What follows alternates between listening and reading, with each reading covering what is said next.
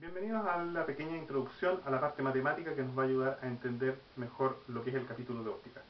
Para poder trabajar en óptica requerimos de básicamente dos herramientas. Requerimos de álgebra y requerimos de geometría. Estamos hablando de la óptica geométrica, estamos hablando de una óptica bastante simple. En consecuencia, con esas dos herramientas podemos barajarnos bastante bien.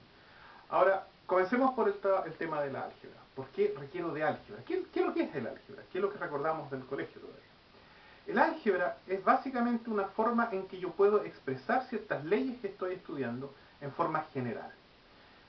Por ejemplo, si ustedes ahora tuvieran algún tipo de estudio que les va a indicar que una persona de 50 kilos va a tener normalmente cierta propiedad, y ustedes en consecuencia quieren poder predecir ese número, ustedes podrían hacer una pequeña tabla. Decir, ok, cuando tiene 50, lo que yo espero es que va a tener X.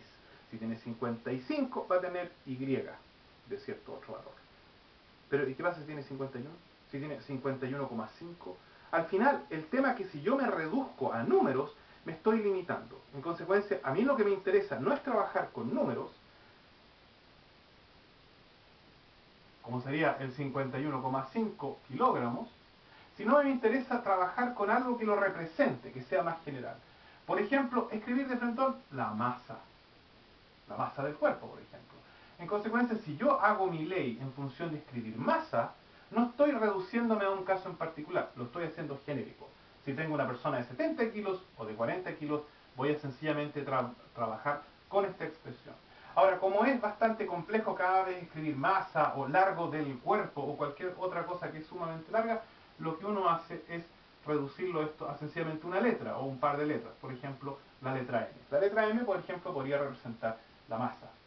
O si yo tengo, por ejemplo, distintas masas, yo le puedo poner un apellido. Yo puedo escribir, por ejemplo, la masa corporal, con una C abajo, según la fantasía de cada uno. Lo importante es que nosotros lo que estamos introduciendo acá son lo que denominamos variables. Y estas variables básicamente están representando al final un número, pero me permiten escribirlo en forma general. Y yo puedo escribir ahora una relación que me permite calcular, por ejemplo, algo con esta masa, de modo que es una instrucción de poder calcular algo sin tener que recurrir a números en particular.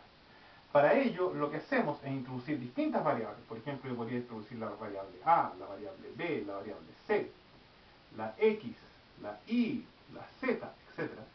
O como también se acostumbra, y aunque la gente le da un poco susto porque se ve complicado, porque sencillamente no están acostumbrados, yo puedo escribirlo con letras griegas. Por ejemplo, en vez de A yo podría escribir alfa, o en vez de B yo podría escribir beta, o en vez de C yo podría escribir gamma, aunque no es equivalente. O sea, yo tengo aquí una serie de otras letras que me permiten, dado que el abecedario está bastante limitado para todas las distintas variables que uno tiene que habitualmente trabajar. De hecho, existe la costumbre de usar, por ejemplo, para ángulos, las letras griegas, para parámetros, más bien que son fijos, las letras de la parte inicial del abecedario, para lo que son incógnitas, letras como X, Y y Z. Así que lo primero que tenemos que familiarizarnos es trabajar con variables y no tener miedo a que esto sencillamente está representando un número, pero para hacerlo general lo estoy escribiendo como una letra. O sea, recuerden cada vez cuando ustedes ven la M, piensen en masa, piensen que hay un número detrás. Pero al final lo que vamos a construir son parámetros basados en variables.